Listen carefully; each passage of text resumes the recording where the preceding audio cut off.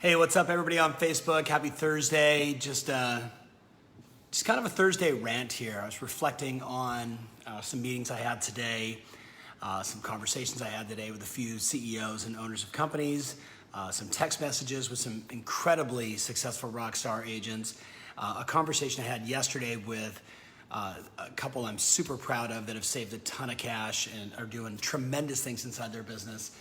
And it just got me reflecting on this year's Success Summit, where I basically opened the conference by saying, I'm deeply concerned. I can remember the 1988 stock market crash. I can remember the impact that had on the real estate economy in 89, 90, 91, 92, 93. I remember, making broad statements to people just saying, you basically survive until 1995 and then we will thrive again. I remember then, the dot-com bubble, the 9/11, how that impacted the high end and the psyche of the U.S. in terms of buying real estate. I remember, the incredible run of 2002, 3, 4, 5, 6. And I remember reaching out to companies in 2006, banks, and saying, look, I know you guys have got REO assets. I know this is not sustainable, and I want to do everything in my power to help my clients get REO accounts. And I started talking to, imagine in 2006 in San Diego, California, San Francisco, New York City, Chicago, Miami, and saying to people, look, I'm working on getting REO accounts for you in 2006. They're like, what are you talking about? I just got a brand new Rolex, and I'm thinking about buying a Rolls Royce because I'm hot shit. And I'm like, oh my God, it's happening again.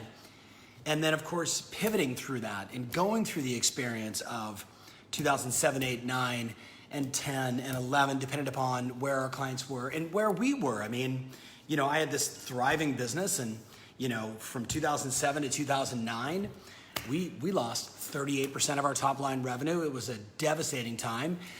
We made a lot of adjustments. We made a lot of pivots, but I know plenty of people that their income went down 50%, 75%, because they simply weren't operationalizing around the fundamentals of having a sustainable business. So when I came out this year at the summit, I didn't want to be a fear monger in any way, shape, or form. I wasn't trying to, what's up, Achala? Hello. What's up, Malcolm? I wasn't trying to plant seeds of doubt. I was not trying to use an adjusting economy as a fear or an incentive to pay attention, to listen. It was really just thinking about 30 years and these, multiple recessions that I had lived through and worked through, and trying to get ahead of the curve with people on what I believe were the 8 most important principles to be unstoppable, to be undisruptible, regardless of market conditions. Listen for the hook. Market conditions, discounters in your area, disruptors, disintermediators, and just the massive amount of distraction. Certainly if you're in the US, from the politics, right? And politics in your local town and politics on a national level. There's just so many things that are hindering people today from having the kind of business success that they could have. And quite honestly, not just business success, happiness. So I outlined my 8. I reached out to multiple of my advisors and shared, this is kind of the direction. I don't want to come across, I don't want to put fear and doubt in people's minds. I want to inspire them to make good decisions and to lay the right framework for their business. So I thought today I would share, in my mind, the 2 most important distinctions. And it was the first 2 points of those 8 points. And if you were at the summit, you remember, because I said, look, the market doesn't give a shit. The market is going to continue to find discounters, disruptors, disintermediators, and you will be continually disrupted by distraction in your office, in your life, in your business, politics, money, whatever you want to call it, man. There's just so much noise out there.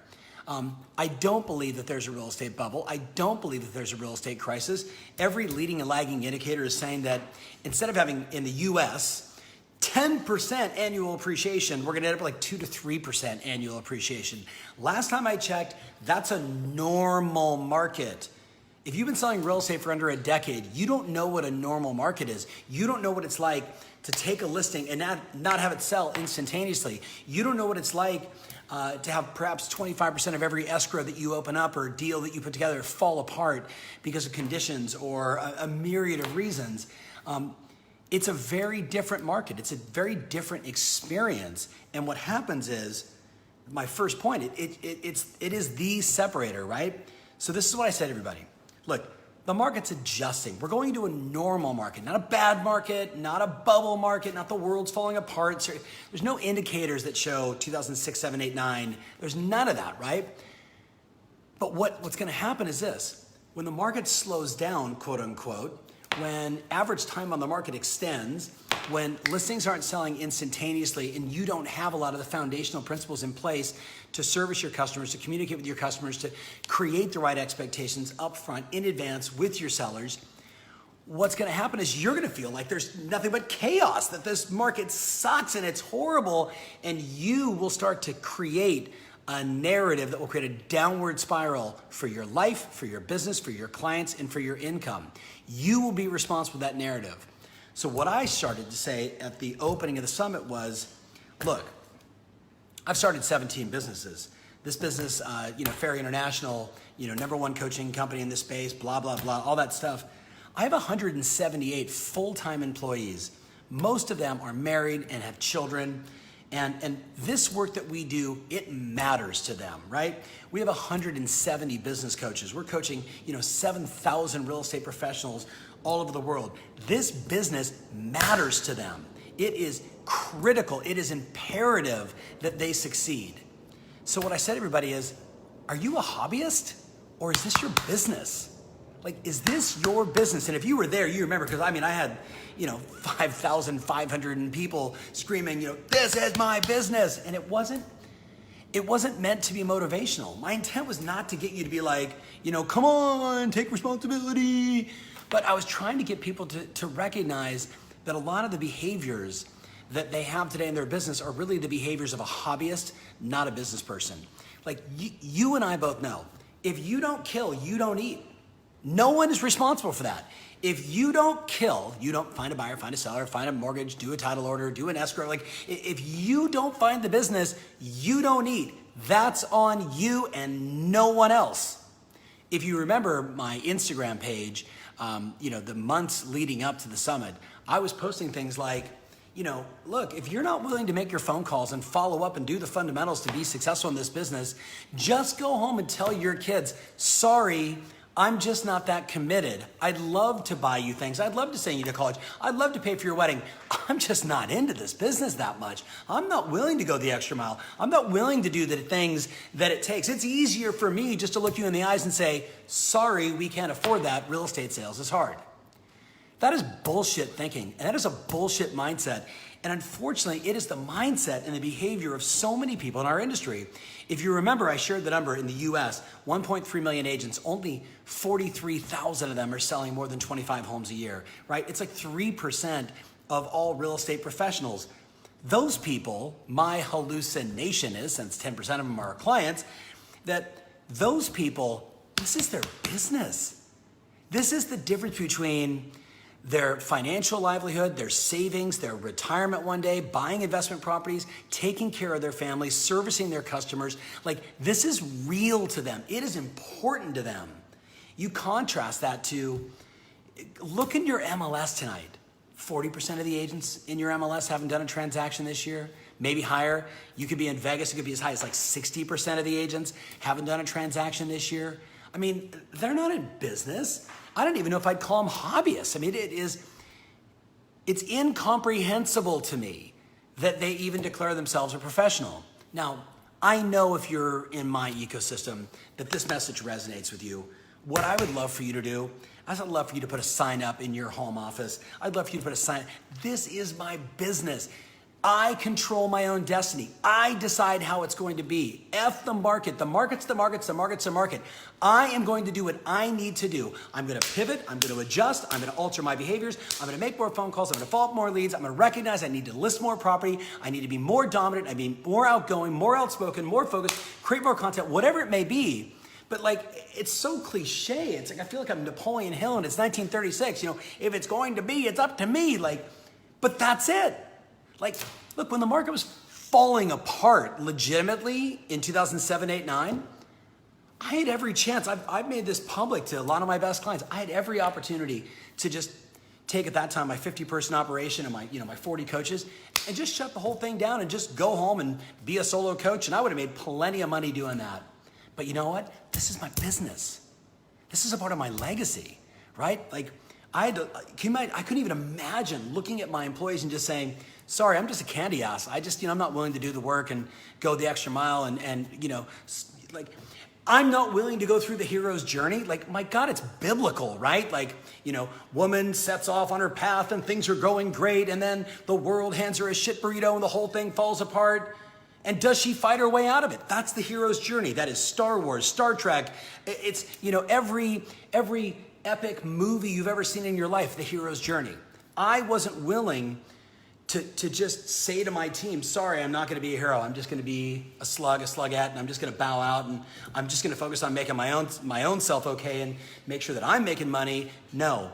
I remember looking at my wife's eyes and saying, look, we're going to go through the next 2 to 3 years, and we're going to do whatever it takes. And when we come out of this, we're going to come out stronger, more intelligent, more refined, better at what we do, better operationally, better in marketing, better in coaching. And we will look back on the 2007, 8, 9, 10, and we will be ready for whatever the business or the market has to bring, and we will be stronger because of it. Now, again, I want to reiterate, I'm not saying under any conditions, under any circumstances, that we're going back into a 7, 8, 9, 10 marketplace. We're going back into a 95, 96, 97 market, 2 to 3, 4% appreciation, some areas more, some areas less. You read Keeping Current Matters, which I'm sure you all do, from the Oracle Steve Harney, and he's like looking across, even Mortgage Business News said it yesterday, like there's more money in equity in people's houses today than there's ever been in the history, ever. Like, this was just reported in, I want to say it was Mortgage Business News. I'll get the exact email and I'll post it here for you guys. And they're saying, and people aren't refining and take all their money out and being stupid. Like, what does this mean? I'm like, it means we finally learned the lesson. Going into this next cycle, where there's only 2 or 3 or 4% appreciation, I want you to consider that the vast majority of people are not going to take on this mindset that this is my business. And you know what they're going to do? They're going to complain. They're going to bitch. They're going to moan. They're going to control the narrative in office meetings. Oh, my listings aren't selling and my sellers are totally upset and my buyers don't know what to do and they think they want to wait until prices come down. And that's what's going to happen in your office, right? And I have to ask you, how are you going to shield yourself from that? How are you going to control the narrative? Because guess what?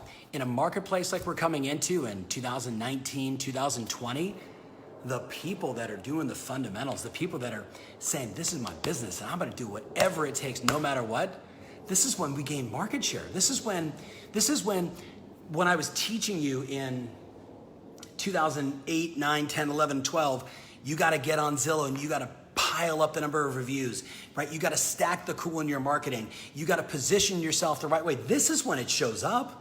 This is when it really matters. Now all of a sudden things get a little bit shaky and maybe I'm not going to listen to my sister-in-law who just got a real estate license and could barely sell her own home, but she said she'd do it for a 1% commission, but they're like, wait a minute, I could pay Lainey here or I could pay, Fabian here, right, Gomez, and they might be charging a significantly higher commission percentage, maybe even outside of the norm, but because of their track record, because of the way they run their business, because of how they operationalize everything, the way they communicate with us, the way they market to us, like they're a no-brainer, right? Like, of course I'm gonna go with them. Yes, I can go with a discounter, a disruptor, a dismediator, or my sister-in-law, or I can choose to hire someone who has a track record who's selling 3 times faster, 1.5% more money or 3% more money, and they do it with ease and like this steady, I don't wanna say mechanical, but like process-oriented way of doing business.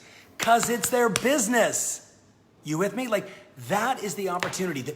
I don't know if there's been a better time right now for an agent or a team and a brokerage, quite honestly, to position themselves to win like I see right now. And listen, you guys know I'm like Switzerland, right? I work with everybody. And I get the phone calls from the good, the bad, the ugly in terms of where they're at, CEOs. I met with one today, Dave Leniger, chairman of the board, Adam Contos, CEO of Remax. I can't name all the people that I've talked to for the last couple of days just for some level of privacy based upon our conversations. But like I talk to a lot of people, and it's interesting to me that there are CEOs today of 2,000 person, 30 office brokerages that are losing money. And they're telling me, Tom, it's not fair. The market's adjusting. It's just hard right now. And then I talked to someone in an equal marketplace with a few less agents who actually chose to control the narrative, who actually controls the activities and the behaviors and the identity of the management team and as many of their salespeople as they can. And they're having a banner year, more profit, taking more listings. And I'm talking about like 1,800 agents, 31 offices, operationalizing at such a high level.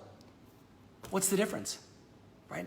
One's like, hey, this is my business. This is what we do. Like, I can't afford to go in the tank up here. I can't afford to not be innovative. I can't afford to not be proactive. I can't afford to look beyond the door and see what else is out there and look at new technology and how am I going to adopt it and what makes sense and what doesn't, right? That's got to be the mindset, in my opinion. 30 years later, call me crazy. But here's the second point. I think you get the first one. This is your business. This is real. You with me? This is real. This is as real as my children. You with me? Like, that's the truth. That's how I feel about my business. I got 3 kids. I got Michael, 19, Steven, 17, and Ferry International, that's 15 and a half. Like, they're all my children. I love them. I will do whatever it takes to make them succeed. Whatever it takes to make them succeed. This is my business. You with me? Now, the second point. We are going to go into a time where there will be some adjustment period. There will be chances for listings to take longer to sell, right? Increase marketing budgets and a lagging return perhaps on your investment, or spending more money as an example to market your listings and they still take longer to sell, decreasing your profit margin as an example. Well, if you're sitting on 15, 20, 30 listings, 8, 10, 7, 40, 100, and each one of those, right, is taking a little longer to sell, a little more time, a little more advertising, a little more promotion, a few more open houses, that begins to stack up your cost structure. So what I'm telling everybody is, for 2 reasons, that, and then secondarily, what up, Jeff? Yo. Jeff is on the leadership team of one of the biggest, baddest real estate companies on the planet, Douglas Elliman. Hopefully I'll see you next Friday in New York, brother. You and I know what I'm talking about. Like, this is the real deal, right? But the second part of it is, when the market is in an adjustment period, there is an opportunity to grow, an opportunity to expand, an opportunity to improve, to take more market share, to start more geographic farms, to do more online advertising as other agents are potentially flaking out and dropping out of the scene. So what I'm telling everybody right now is stockpile cash. That was the second point that I brought up during the summit. I'm like, you need to stockpile cash. Like, I don't know if I said the number while I was there, but I'm going to tell you what I've been telling everybody ever since. I want you to think about, when I say stockpile cash, I'm not looking for you to go into fantasy land and go from like, hey, I got $40,000 in the bank and I want $1 million, right? Like, the 10X thinking psychology tells us, like, it's kind of hard for people. Like, 1X, 2X, 1.5, 3, like, you can actually own that. You can actually believe that. You can see yourself doing it. You put it up on your mirror in your bathroom and you start chipping away and adding, and like, you can do it. So I want you to be more realistic. Maybe this is a stretch for you, but I don't think so.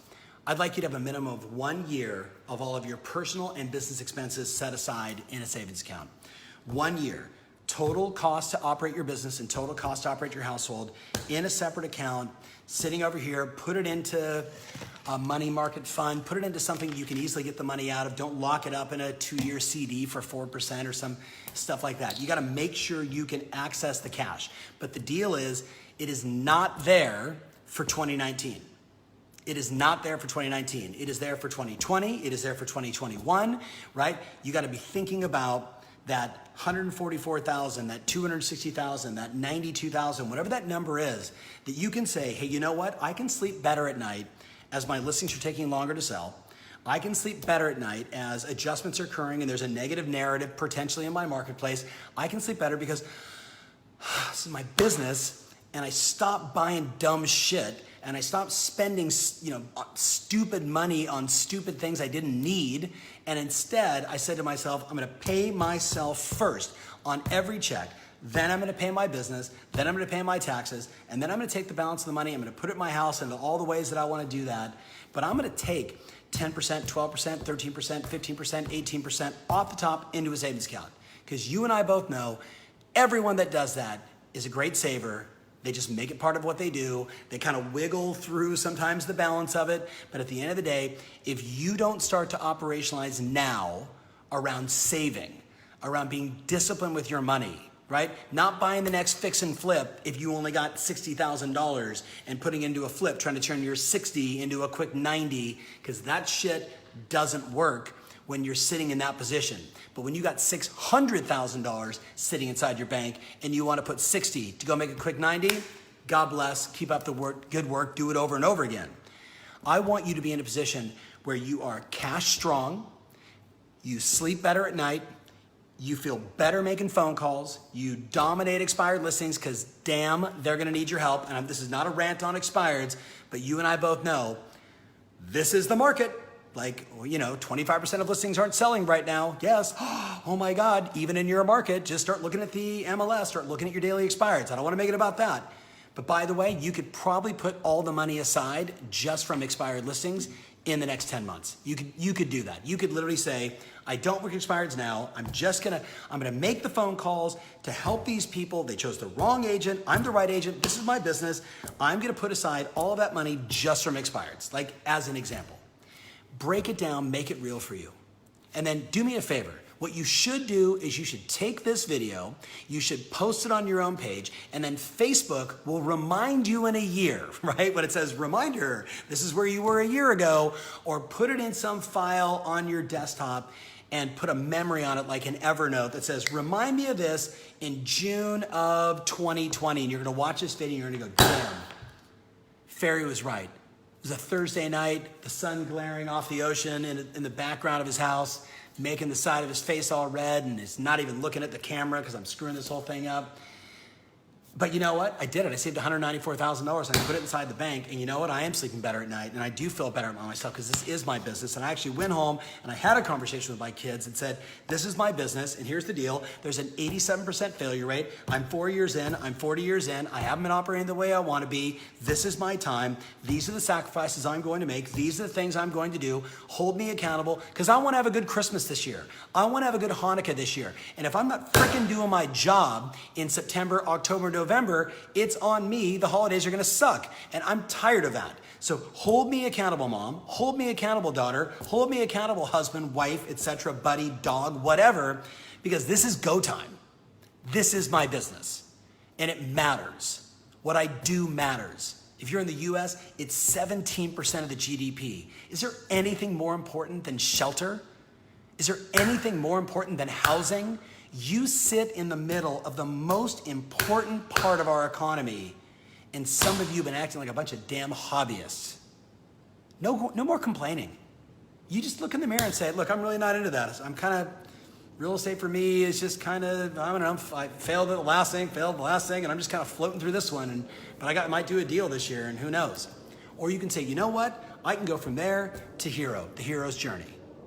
Right? Maybe you should just Google the hero's journey and really understand it to see that's just the process of human beings. That's what we go through, breakdown to breakthrough. So wrapping it up, 2 things. 1, the market is going to adjust, you with me? And it will even adjust on good people, right? 2 to 3 or 4% appreciation versus this wild 10% appreciation we've had 5 years back to back, 50% appreciation in home values, guys, is not normal. That's insane. That's like buying Amazon a year and a half ago at $9.99 and now it's almost at $2,000. That's not normal. There's thousands of companies on the stock exchange. One is doing that right now. We need to get really focused and hyper-focused around what it's going to take and what actions I need to be doing every single day, because this is my business. It's for my family, it's for my clients, it's for my assistant, it's for my buyer's agent, it's for my teammates, that this thing matters and this is what I'm committed to and I am all in. You with me? That's 1. And number 2, pick a new lead source or 2 and call them cash reserves. You with me? If you're working your database, your past clients in Sphere, and that's only getting you X amount of dollars, you're gonna have to become less myopic. You're gonna have to add new sources of business. You can only squeeze your database so many different ways for more referrals. At a certain point, you have to add more pillars of lead generation. The thing I would caution you on is, in the marketplace we're going into, if I'm not already a geographic farmer, I don't know if geographic farm is the right move because it takes 6, sometimes 12, sometimes 18 months before you really get the return on investment you want. But I don't know. doing open houses, calling expireds, working withdrawals and canceled, Zillow make me moves, for sale by owners. And I know some of you are like, oh, Ferry, screw you, I hate those sources of business. A whole bunch of people that are really professional love that you think that. Like they really do, because that's like saying I hate listings. You know what I mean? I hate sellers. And by the way, that's not what business people do. Business people say, what is the total addressable market? What is the TAM? What are all the different sources? Where are my lever points? Where could I be influential? How can I do a little bit? How can I spend no money and get maximum results? How can I spend no money and a little bit of time and get a huge return on investment? Like, those are the kind of strategic questions we ask in a marketplace like this, and they naturally lead you down to some of these paths. And in many cases, those paths are not spend $800 for a lead that takes me 30 to convert one.